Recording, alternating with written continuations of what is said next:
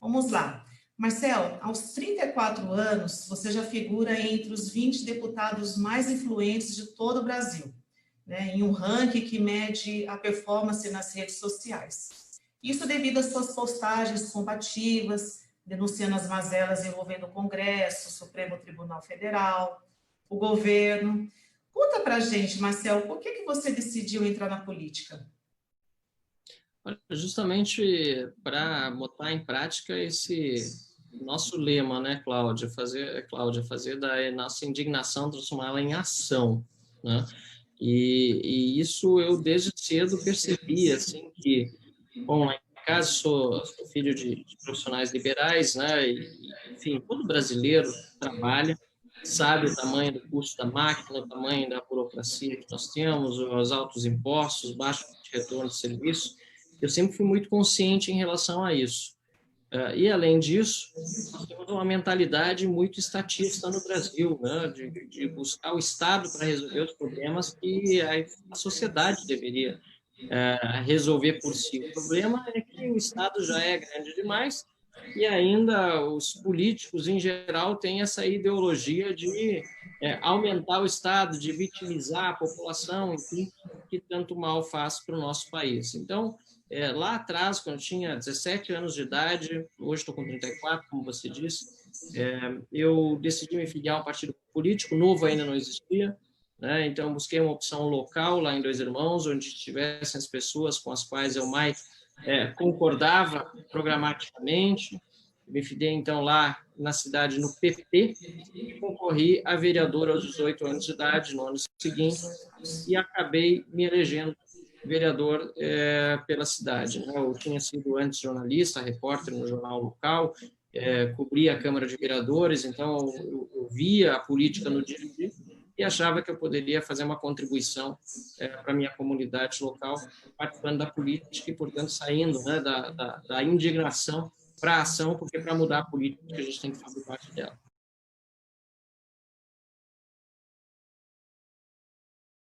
E agora, mudando aqui um pouco, eu comentei da medida cautelar do processo que está rolando lá no TSE, e me lembrei aqui do STF, né? E eu vou fazer um desabafo aqui, Marcel. Eu sou advogada há mais de 20 anos e confesso para você que, como cidadã e profissional da área jurídica, eu tenho vergonha, não do STF, pois eu defendo as instituições, né? Mas dos nossos ministros. E você postou dias atrás, acho que foi na semana passada, um vídeo sobre a votação em que, por 7 votos a 4, foi decidido que não se pode ter corte de salário do servidor público com redução de jornada, como já ocorre com trabalhadores da iniciativa privada, em detrimento ao princípio constitucional da igualdade. Como que você vê, Marcelo, a atuação dos nossos ministros do Supremo, que deveriam ser os guardiões da nossa Constituição? Eu vejo com muita preocupação, porque, de fato, o Supremo Tribunal Federal é o guardião da nossa Constituição, uma corte que deve prezar pelos valores, né, de um país. Mas é uma corte que, em primeiro lugar, trata de muitos e muitos assuntos que não dizem respeito à guarda da Constituição. Você que é advogada sabe disso. Eles passam por uma série... Bom, eu só preciso dizer uma coisa. O Supremo Tribunal Federal analisa e julga em torno de 100 mil processos por ano. A Corte Suprema dos Estados Unidos em torno de 100. Então, a gente já pode ter uma ideia por aí do tamanho da diferença de prioridades que há numa corte e na outra, né? É uma corte, aliás, suprema nos Estados Unidos, que tem uma Constituição extremamente enxuta e que, de fato, se debruça sobre valores e princípios, enquanto a nossa é prolixa e trata de um monte de coisas que não tem nada a ver com direitos e garantias fundamentais. Mas, além disso, nós vemos uma corte que adquiriu um caráter muito político, né? Ministros que tratam de assuntos que não dizem respeito ao dia a dia jurídico, né? Falam sobre temas que não deveriam estar na ordem do dia do Supremo Tribunal Federal, muito menos se os ministros estão prestes a se debruçar e julgar sobre um determinado assunto. Então, isso é muito preocupante, é muito perigoso. Eu falei realmente na Câmara aí, esses dias, um discurso que viralizou, né? que o Supremo Tribunal Federal estava criando duas classes de indivíduos ao dizer que quem está no setor público não pode ter redução de jornada com redução de salário no meio da pandemia, quando no setor privado há desemprego, porque as pessoas não possuem estabilidade, né? E o que nós não podemos deixar é que isso fique por aí. Nós somos o parlamento que decide sobre esse tipo de coisa, não o STF.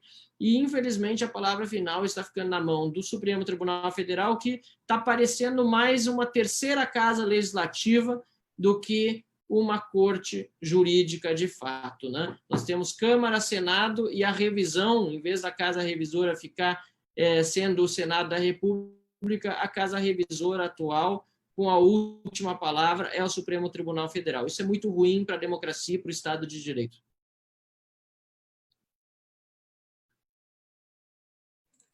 É péssimo, né? E o que dizer do Alexandre de Moraes?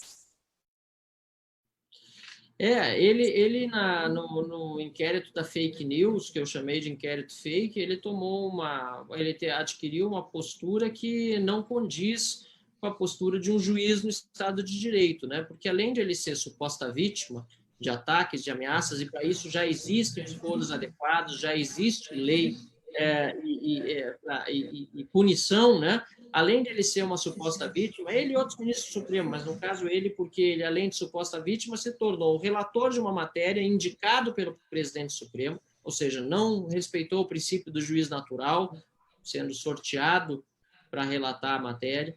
Além disso, ele está conduzindo a acusação, ele está conduzindo as investigações, ele mesmo que vai ser o eventual julgador, né? Então não tem o menor sentido isso, o Estado de Direito, essa confusão de funções.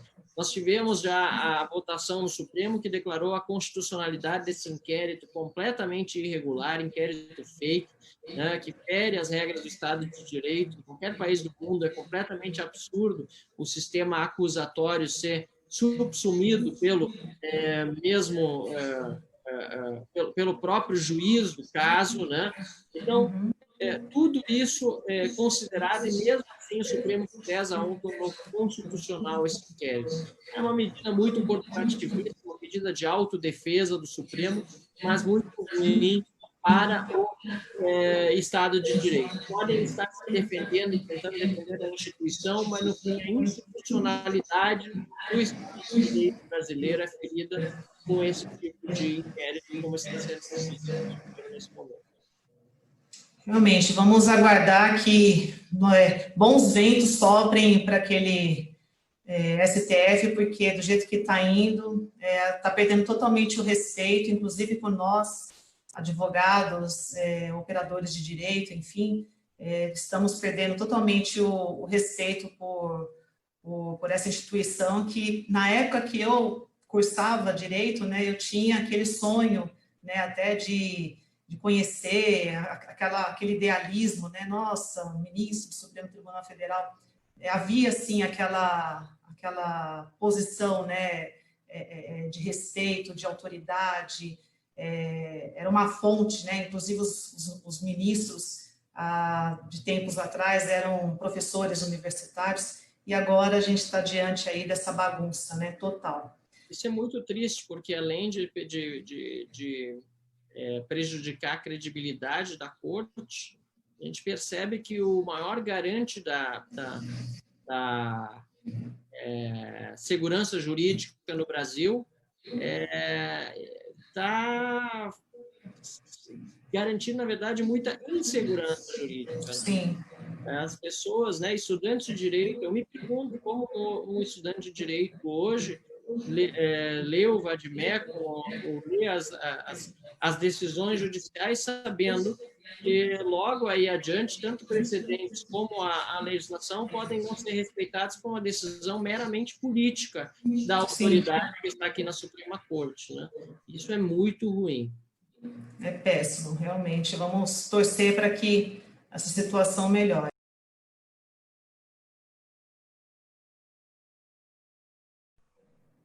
Maravilha, Marcelo. E para quem não sabe, o Novo é o único partido que não utiliza o fundo partidário e abriu mão recentemente de receber o fundo eleitoral, porque O Novo, ele acredita que todo partido deve ser mantido pelos seus filiados, e não com dinheiro público, que poderia ser utilizado para as áreas essenciais, como saúde, segurança e educação. E no mês de abril, deputado, você tentou colocar em votação na Câmara o uso do fundo partidário e eleitoral para ajudar no combate ao coronavírus, o que resultaria em 3 bilhões no caixa do Ministério da Saúde. E, infelizmente, não conseguiu.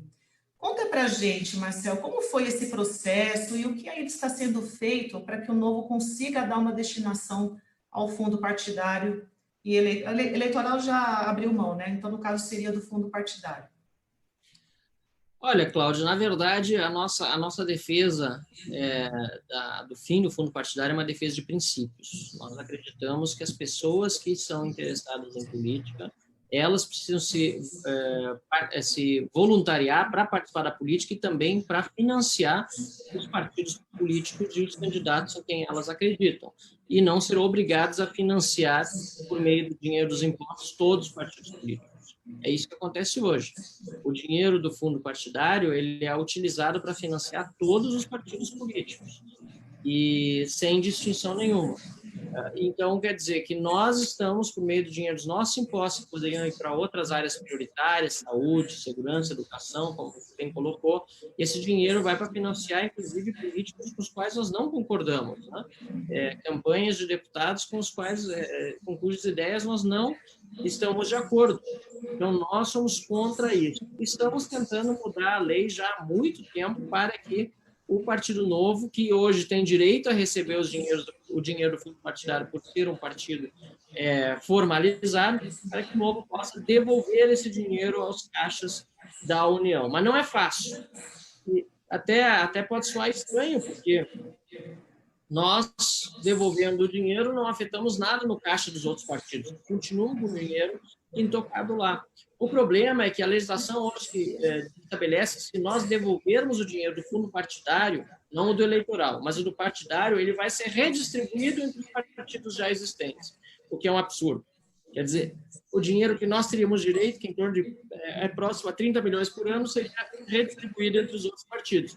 E quando nós tentamos mudar a lei aqui, antes da questão do coronavírus, aí no ano passado, nós tentamos ter a oportunidade de devolver o dinheiro para os cofres públicos. Infelizmente, a maior parte dos partidos votou contrariamente, só para não sofrer a pressão dos seus eleitores, dos eleitores deles, para que também devolvesse esse dinheiro.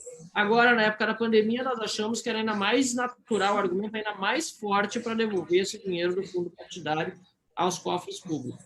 Mas, lamentavelmente, mais uma vez, fomos impedidos de colocar em votação a nossa emenda, né? O presidente Rodrigo Maia, inclusive, inadmitiu nossa emenda na PEC do orçamento de guerra. Ela fazia todo sentido, mas ele disse que não tinha pertinência temática. E agora a gente espera, né, que essa decisão de devolver o dinheiro do fundo partidário e eleitoral possa ser tomado com o agravamento dessa crise. A gente está vendo que está faltando dinheiro e não tem o menor sentido nós gastarmos bilhões de reais, como você bem lembrou, em campanhas eleitorais, quando a gente morrendo por conta do coronavírus e tantos outros com enormes dificuldades financeiras e mesmo desempregados por conta da crise econômica. E a luta continua, né, Marcel? Ainda tem um projeto de lei que ainda não foi à votação e já foi judicializado isso, né? Existe uma medida cautelar em andamento no TSE, não é? Pedindo para ser destinado esse valor para o Ministério da Saúde. A gente fez consultas, né? Porque a gente gostaria de fazer com que esse recurso pudesse, de fato, voltar para o Tesouro e não ser redistribuído. Mas o fundo eleitoral, esse sim, nós já conseguimos abrir mão dele. Esse, felizmente, não é redistribuído, ele volta para o Tesouro. E nós dissemos, nós não queremos esse dinheiro, nós queremos fazer campanha sem utilização de dinheiro público, como nós já mantemos o nosso partido, né, sem utilização de dinheiro público. Eu tive uma campanha baseada em doações 100% de pessoas físicas, foi a maior vaquinha de um deputado federal no Brasil, mais de 1.000 doadores de vários estados do país, e eu incentivo muito a todos aqueles que são postulantes, né, a investir em tempo em organizar vaquinhas virtuais e arrecadações presenciais, porque a pessoa que faz uma doação para sua campanha, além dela já estar comprometida com a campanha, claro, com o voto em você, ela ainda demonstra que tem uma participação real, né? E por isso essa doação, ela significa, mesmo que seja de R$ 5, de R$ 10, significa muito mais, porque ela vai espalhar para os outros. Eu não só acredito no meu candidato, como eu doei para ele poder fazer uma boa campanha. Maravilha. Fica aí o recado para vocês, postulantes de Guarulhos, para vocês fazerem a vaquinha virtual. Até agora, acho que somente 2 colocaram o link lá do apoio, né? Pedindo apoio. Então, vale a pena mesmo fazer a vaquinha, porque isso faz com que a gente demonstre a seriedade do trabalho, a seriedade dessa candidatura. Né? E o momento é difícil, eu entendo, Cláudio, que muitas pessoas estejam receosas por conta da pandemia, não querendo lançar talvez a vaquinha agora, né? Então, cada um tem que avaliar quando é o melhor momento, mas eu posso garantir uma coisa, tendo decidido, o retorno ele é muito positivo. Tem gente que critica, tem gente que vai dizer que o político deveria colocar todo o dinheiro necessário à campanha do seu próprio bolso. Eu acho essa mentalidade muito errada, porque o político, a pessoa que está concorrendo, principalmente quem é pelo Novo, que não vive da política, não está fazendo carreira na política, quem está se candidatando já está colocando o seu precioso tempo, a sua reputação em jogo. Né? Porque é difícil uma pessoa que é da iniciativa privada, ou mesmo do serviço público, que professa os valores do Novo, que defende o liberalismo, né? Entrar na política e não ser cruelmente atacado por aqueles que estão vivendo da política há tanto tempo, que têm medo de perder seus privilégios, suas regalias. Então, quem está na política por vocação, por amor à causa, já está investindo muito do seu tempo e colocando em risco sua própria reputação. Então, o mínimo que as outras pessoas podem fazer para ajudar, é claro, além de votar e fazer campanha, é financeiramente contribuir para que o custo dessa pessoa, que já é um custo enorme de tempo e de imagem, né, não seja um custo financeiro que se torne insuportável. Maravilha, Marcelo.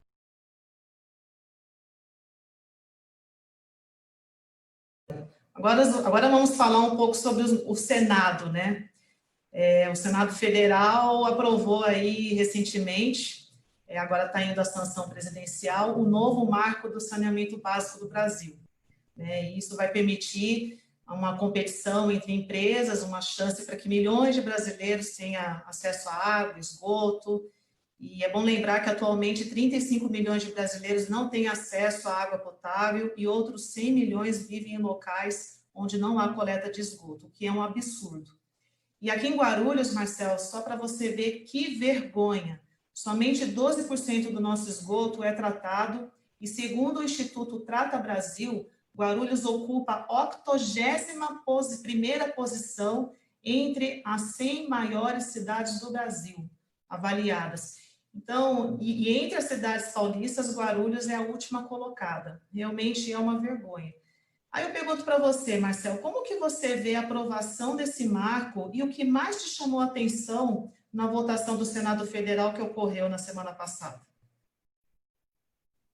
Eu vejo muito positivamente. Inclusive, ontem a nossa bancada do Novo esteve reunida com o ministro Paulo Guedes, né? E a previsão dele e da equipe econômica é que o marco de saneamento, a nova lei do gás, uma série de outras desburocratizações e desregulamentações que estão sendo promovidas vão garantir novos investimentos do Brasil em breve. Isso é importante porque o Brasil, infelizmente, com a burocracia e a legislação que tem hoje, pode vir a ser um dos países que saia mais tarde dessa crise. Então, nós precisamos reformar as nossas instituições, nosso sistema tributário, reduzir o tamanho do Estado, portanto, fazer uma reforma administrativa, fazer toda a mudança no arcabouço legal para atrair investimentos. E o que mais me chamou a atenção nessa votação no Senado foi o fato de que, apesar disso, ainda teve 13 senadores que votaram contrariamente a essa matéria. Justo 13, né? Justo 13, justamente ali mais à esquerda, né, corporativista, ou seja, defendendo as corporações, defendendo justamente essas empresas públicas que não deram conta do recado, que entregam resultados pífios como esse que você está mencionando aí de Guarulhos, que faz com que as pessoas grande parte das pessoas daí de Guarulhos e do Brasil todo, lamentavelmente, vivem literalmente no meio do esgoto. Metade dos brasileiros não tem água tratada, vivem no meio do esgoto. 35 milhões não têm sequer acesso à água de beber, água potável. Então, isso é muito triste para um país. E um país que quer se transformar numa grande nação desenvolvida, com oportunidade para as pessoas, precisa dar as condições mínimas. E, por isso, a mudança na legislação concernente ao saneamento básico era fundamental, e isso, a aprovação na Câmara, né, que já foi difícil. Nós celebramos muito como bancada, agora no Senado também, e esperamos que em breve venha a sanção do presidente para que esse novo marco finalmente entre em vigor. Maravilha.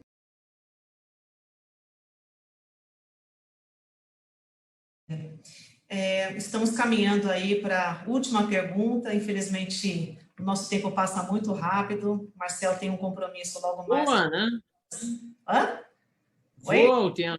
Voou. A gente vai ter que fazer mais vezes, viu, Marcel? Já vou conversar com a Karine lá para ela garantir uma data aí para frente, né?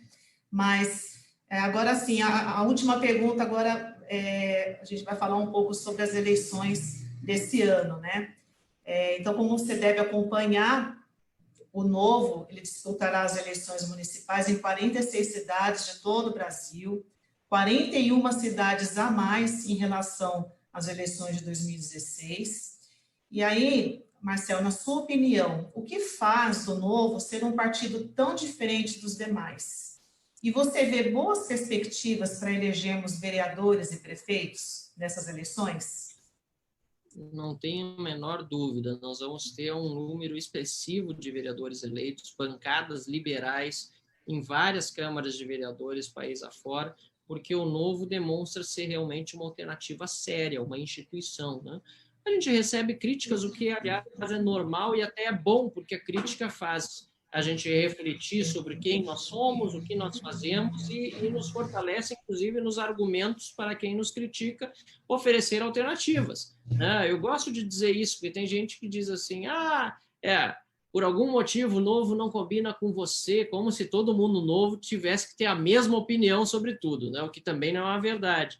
Sai do Novo, diga, então me ofereça uma alternativa melhor, me diga qual é o partido hoje no Brasil que tem uma credibilidade como a do Novo, que só aceita filiados que têm ficha limpa, que não usa um centavo de dinheiro público nas campanhas eleitorais, que demonstra coerência nos seus votos de acordo com aquilo que espera o eleitor. Aqui na Câmara, nós estamos votando sempre em conjuntos, 8 deputados da bancada, e respeitando aquilo que a gente prometeu na campanha.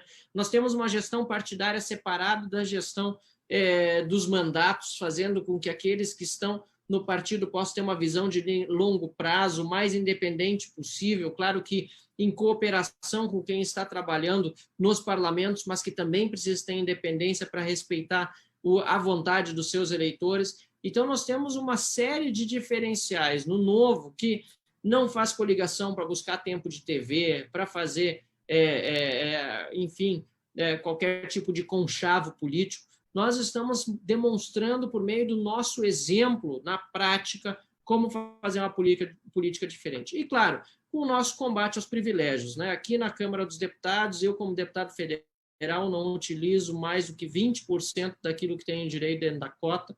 Isso que a nossa meta é não ultrapassar 50%. Então, a gente já economiza, só ano passado foi R$1.200.000 de economia só no meu gabinete. Nós podemos contratar até 25 assessores, no momento eu tenho 6 pessoas contratadas. Então, nós fazemos dia a dia aquilo que outros ficam cobrando de terceiros. E nós, primeiro, cortamos a nossa própria carne para dizer, é possível fazer, faça você também.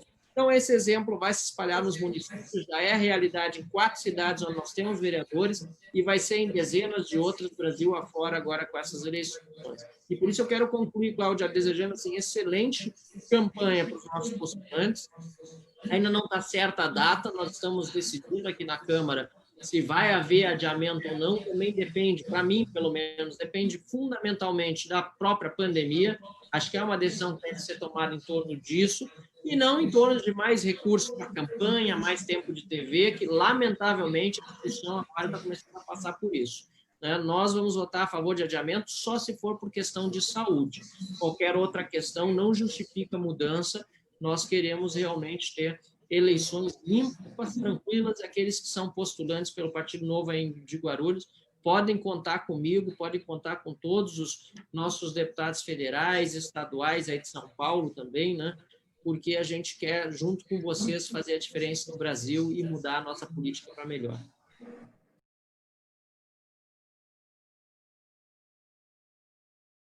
Maravilha, Marcel. E é por vocês, mandatários do Novo, que nos inspiram, nos dão exemplos, né, de que é possível fazer muito mais com menos, né, ter um mandato eficiente e eficaz, é que eu sou filiada com muito orgulho desde o dia 19 de março de 2016.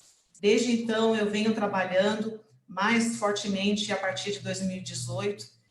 Comecei como coordenadora daqui do Núcleo Guarulhos. Conseguimos cumprir todas as regras, as metas definidas pelo Diretório Nacional e hoje temos aí um Diretório Municipal que vai nos possibilitar de participar dessas eleições. Então, Marcel, eu quero muito agradecer por você ter disponibilizado o seu precioso tempo para estar aqui com a gente hoje. Quero te parabenizar pela sua brilhante atuação parlamentar e eu espero em breve ter o prazer de conhecê-lo pessoalmente. Sem dúvida, passada a pandemia a gente se encontra. Eu que agradeço pela oportunidade. Aliás, você diz o seu precioso tempo, eu percebo que o tempo já não é mais meu há bastante tempo, com perdão da redundância, o tempo é dos pagadores de impostos, né, que nesse momento, né, me mantém aqui na Câmara dos Deputados como representante e votaram em mim lá no Rio Grande do Sul, mas minha obrigação como deputado federal, representando o Rio Grande do Sul e representando os brasileiros, é levar adiante as ideias que deram certo em todos os países do mundo e que muitos teimam em não aplicar aqui no Brasil. Então, fico contente de ver pessoas como você, dinâmicas, aguerridas, que há um bom tempo já 4 anos praticamente, né? Já mais de 4 anos, afiliada ao Partido Novo, tá fazendo na prática aquilo que muitas pessoas defendem apenas, né, do sofá de casa e do Facebook. Não quer dizer que não é importante fazer militância virtual, mas entrar para a política de verdade é o que realmente muda a vida das pessoas. Por isso, parabéns para você, parabéns ao Diretório Municipal de Guarulhos, parabéns a todos os postulantes e contem sempre comigo, tá bom? Muito obrigado. Obrigada, Marcel. E a vocês que nos assistiram, muito obrigada pela audiência. Nós do Partido Novo Guarulhos contamos com a ajuda de todos para divulgarem o Novo para os seus amigos, vizinhos, colegas de trabalho. Enfim, vamos alaranjar a nossa querida Guarulhos e renovar de verdade a política da nossa cidade. Então, pessoal, até a próxima. Muito obrigada mais uma vez. Marcel, até a próxima. Valeu. Valeu. Tchau, tchau. Tchau, tchau.